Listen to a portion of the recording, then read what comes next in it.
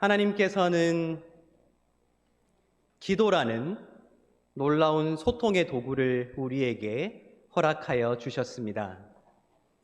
크고 높으신 하나님께서 지극히 낮고 약한 우리를 버려두지 아니하시고 우리의 말을 들으시고 하나님의 말씀을 우리에게 전하시기 위하여 기도라는 도구를 우리에게 주셨을 텐데, 어쩌면 기도는 우리 모두에게 주어진 가장 보편적이고 가장 아름다운 하나님의 선물, 신앙의 행위가 아닌가 생각하게 됩니다. 여러분, 날마다 기도를 통해 하나님을 만나고 계시는지요? 아멘. 어쩌면 기도는 우리에게 그렇게 주어진 가장 보편적이고 가장 익숙한 우리 신앙의 행위일 텐데, 다른 한편으로 이 기도가 굉장히 어렵다는 생각을 할 때도 있지 않으시는지요? 세상을 살아가며 내 마음속에 쌓이게 되는 그 울분들과 그 감정들과 그 아픔들을 하나님 앞에 있는 그대로 고백하고 싶다는 그러한 열정이 내 마음속에 꿈틀거리고 있지만, 다른 한편으로 내가 그렇게 숨김없이 하나님을 찾고 하나님께 간구하며 기도할 때에 내 기도가 하나님의 뜻에 맞지 않는 기도면 어떻게 할까라는 걱정이 동시에 내 마음에 찾아오는 것도 사실일 것입니다. 다른 한편으로 내가 기도할 때에 하나님께서 들으시고 응답하신다는 사실을 굳게 믿으면서도 때로는 하나님께서 응답하시지 않는 것 같은 상황 속에 내가 처했을 때에 하나님께서 들으신다는 확신과 듣는 것 같지 않는 것 같은 그 회의감 속에서 한없이 흔들리게 되는 것, 어쩌면 그것이 우리의 기도이기에 때로는 그 기도가 굉장히 손쉽게 여겨지기도 하고 익숙하게 여겨지기도 하지만, 다른 한편으로는 기도가 무척 어렵다는 생각을 하게 되는 것도 사실일 것입니다. 그런데 무척 다행스럽게도 오늘 우리가 읽은 이 말씀에는 예수께서 친히 우리가 무엇을 위해 기도해야 하는가, 무엇을 간구해야 하며 어떠한 개념으로 생각으로 하나님 앞에 간구해야 하는가 하는 것을 친절하게 가르쳐주고 계시기에 우리는 연약한 나의 마음을, 부족한 우리의 생각을 이 기도에 담아 하나님께 드릴 수 있지 않는가 하는 그러한 생각을 하게 됩니다. 얼마나 감사한지요? 그렇지 않으신가요? 오늘 우리가 이 기도를 통하여서, 흔히 주기도문이라고 불리는 이 기도의 첫 구절을 통하여서 우리가 어떠한 생각과 감정으로 하나님 앞에 기도를 통해 다가서야 할지 함께 생각해 보면 좋겠습니다. 그것을 배우기 위해서 우리가 크게 세 가지 단어에 우리의 마음을 둘 수 있어야 한다고 생각했는데, 그 첫 번째 단어는 바로 하늘입니다. 우리 9절을 다시 한번 읽어보도록 하겠습니다. 9절입니다. 그러므로 너희는 이렇게 기도하라. 하늘에 계신 우리 아버지여, 이름이 거룩히 여김을 받으시오며. 아멘. 지금 예수께서는 그러므로 너희는 이렇게 기도하라 라고 하시면서 우리의 기도가 누구를 향해 드려져야 하는가 하는 것을 명확하게 말씀하고 계시지요. 우리의 기도의 대상은 누구십니까? 바로 하나님, 아버지시라는 것입니다. 그런데 예수께서는 지금 그 하나님 아버지께서 어딘가에 계시는 분인 것처럼 묘사하고 계신다는 것이죠. 그곳이 어디입니까?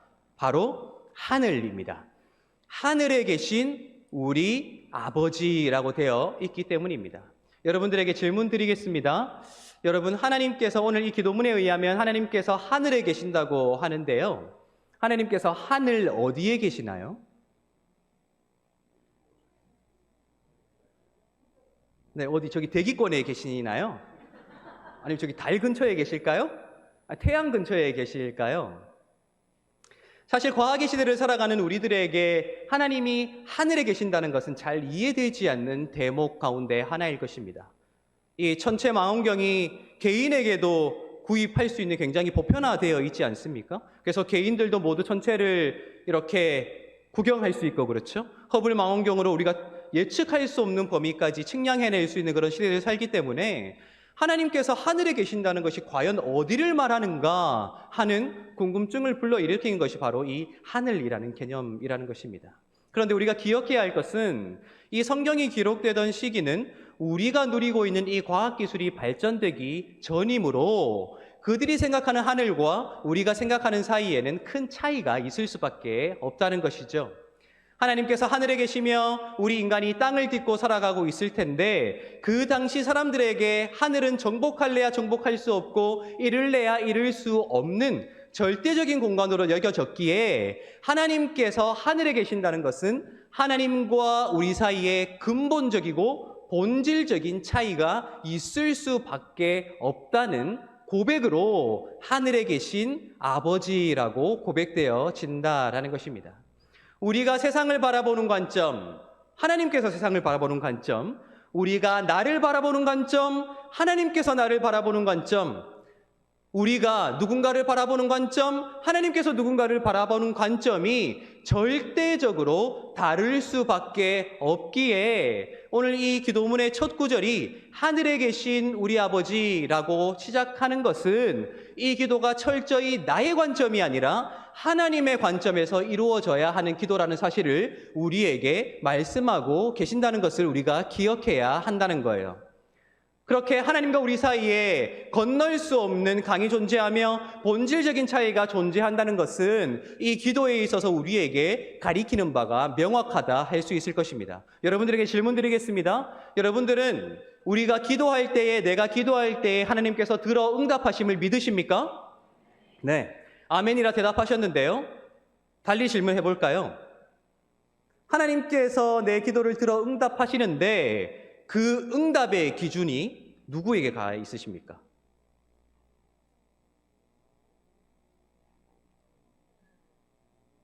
여러분들은 무엇을 기준으로 하나님께서 응답하셨다, 응답하지 않으셨다 판단하시는지요?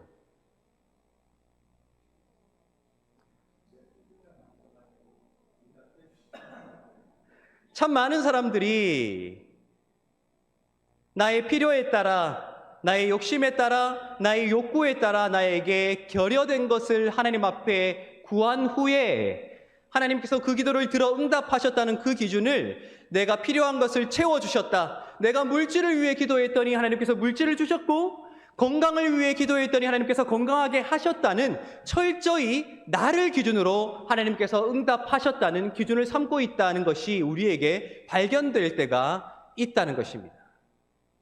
그런데 우리가 기억해야 하는 것은 오늘 이 주기도문의 첫 시작이 하늘에 계신 우리 아버지이시기에 어쩌면 그 기도의 응답이라는 기준조차도 내가 바라보는 기준이 아니라, 내가 판단하게 되는 그 기준이 아니라 하나님께서 바라보는 그 기준이 되어야 하는 것이 아닌가 우리에게 도전적으로 질문하고 있다는 거예요.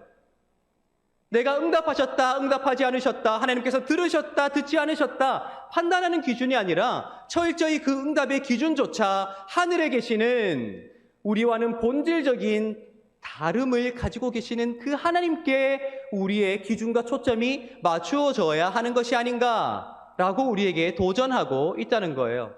여러분, 이 기도 응답의 기준이 철저히 나에게 맞추어지게 될 때 우리는 실망하게 됩니다. 제가 일전에 기독교 서점에 놀러 간 적이 있었습니다. 놀러 갔다기보다는 어떤 책들이 요즘에 많이 읽히는가 한번 보러 갔었지요. 수많은 책들을 보고 수많은 물품들을 구경하는데 가판대에 기도 노트라는 것이 올라와 있는 것을 발견했습니다. 샘플이 있길래 한번 펴봤습니다. 그 내용에는 크게 세 칸이 나눠져 있는데 하나는 기도 드린 날짜를 기입하게 되어 있었고요. 하나는 기도를 한 내용을 기입하도록 되어 있었습니다. 그리고 나머지 한 칸은 무슨 내용이었게요?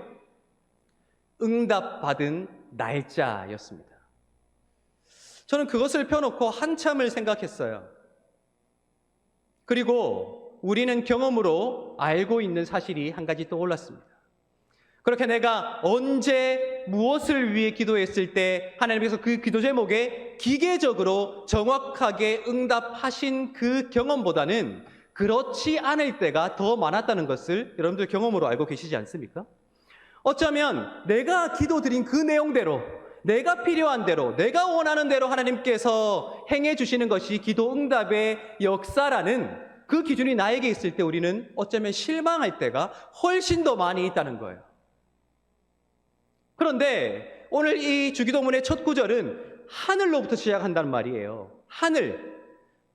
땅을 딛고 살아가고 있는 나의 기준이 아니라, 그렇게 근시안적으로 앞에 있는 것만을 바라볼 수 있는 나의 시선이 아니라, 하늘, 우리와는 본질적으로 다르신 그분께서 모든 것을 통찰하고 계실 텐데, 그분의 시선으로 기도의 응답의 역사를 우리가 판단해낼 수 있는 용기를 가져야 한다는 것을 우리에게 넌지시 도전하고 있다는 거예요.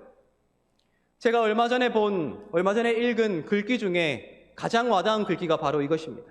여러분들 도미노가 뭔지 아시죠? 도미노가 무엇입니까? 작은 블럭들을 쌓아놓고 그것을 넘어뜨리는 일종의 보드게임입니다. 그런데 그 블럭들이 하나하나 넘어져 있는 모습을 보면 그것은 그냥 넘어져 있는 블럭일 뿐입니다. 하지만 그것이 다 넘어진 뒤에는 어떻습니까? 그것을 위에서 바라보면 하나의 작품이 되어 있죠.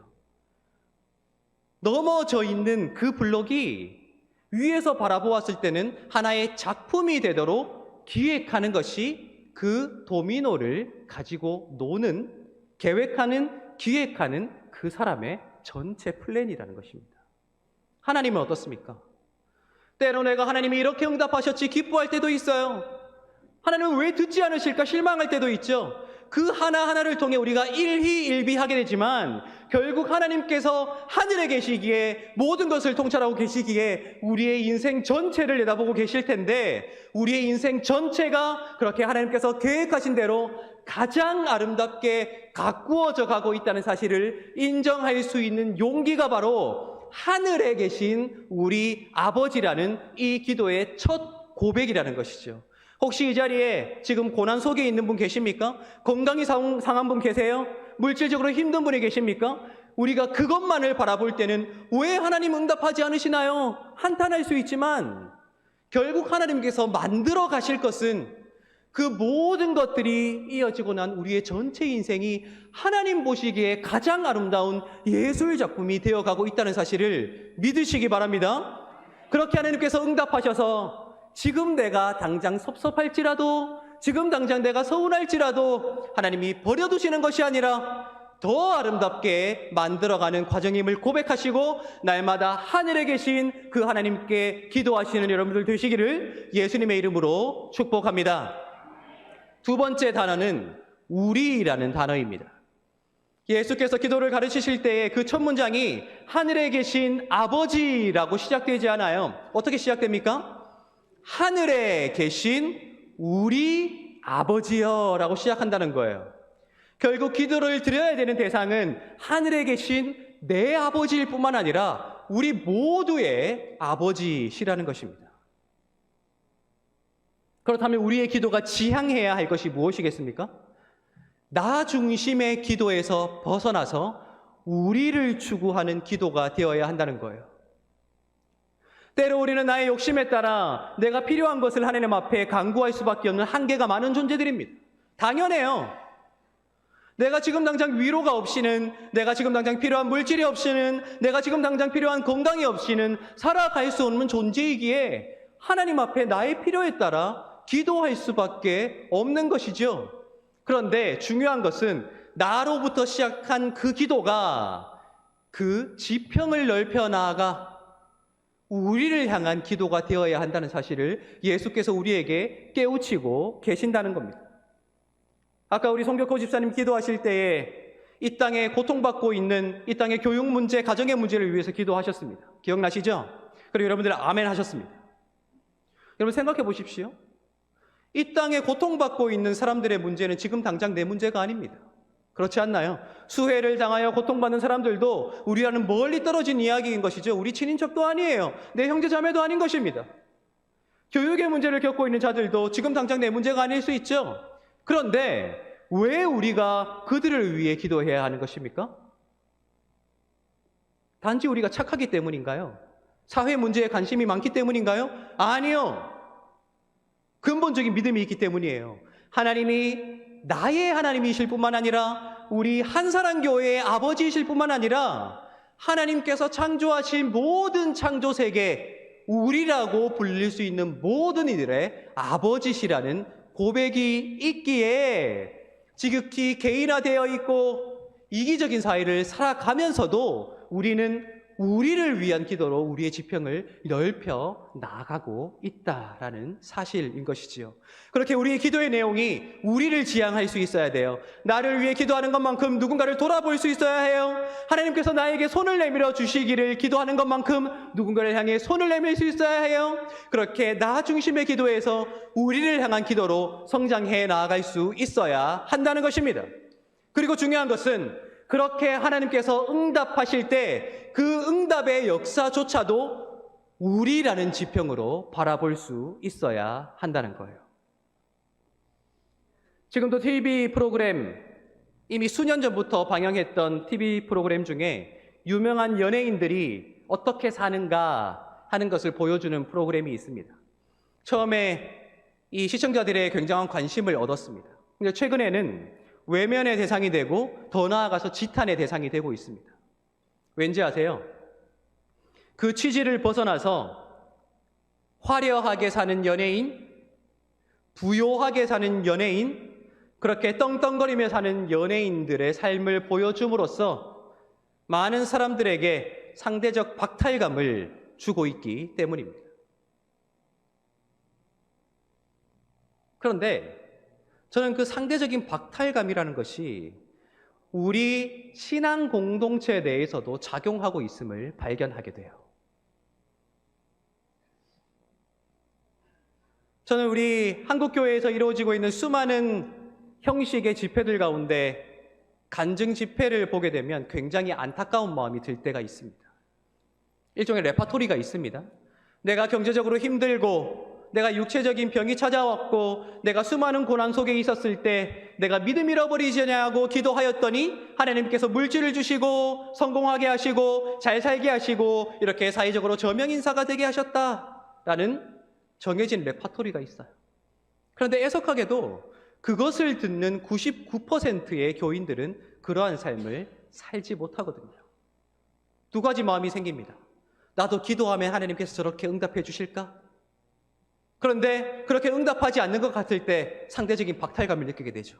내 신앙이 잘못됐나? 내가 하나님 앞에 뭐 잘못했나? 왜 저 사람은 저렇게 기도했더니 잘 살게 되는데 나는 왜 이럴까? 상대적 박탈감 말입니다. 내가 하나님께 기도하고 간구하고 무엇인가를 하나님 앞에 하나님이 도와달라고 요청했을 때 만약 하나님께서 물질을 부어주시고 건강을 부어주셨다면 우리가 기억해야 하는 것은 그 기도의 응답의 역사조차도 나 중심적인 감사로 이어질 것이 아니라 우리를 향한 고백으로 이어질 수 있어야 한다는 거예요.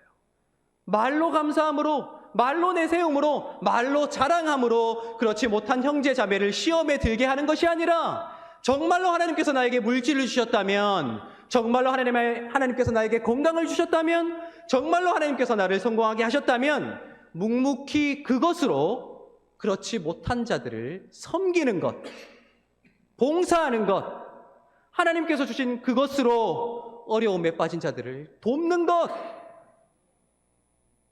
어쩌면 그것이 하늘에 계신 우리 아버지시기에 우리 아버지께 기도한 후 하나님께서 주신 그 응답을 우리를 향한 응답으로 고백할 수 있는 우리됨이 회복되는 가장 근본적인 첫걸음이 아닐까 생각하게 된다는 거예요.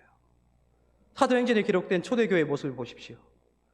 저마다 다양한 배경을 가졌던 자들이 자신들이 가진 것을 서슴없이 가지지 못한 자들을 위해 내어놓았습니다.